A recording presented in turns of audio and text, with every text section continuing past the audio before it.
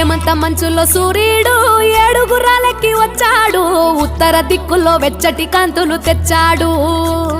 శ్రీమంతుడై కొత్త అల్లుడు అత్తారింటికి వచ్చాడు అమ్మాయి బుగ్గలో ఎర్రటి సిగ్గులు తెచ్చాడు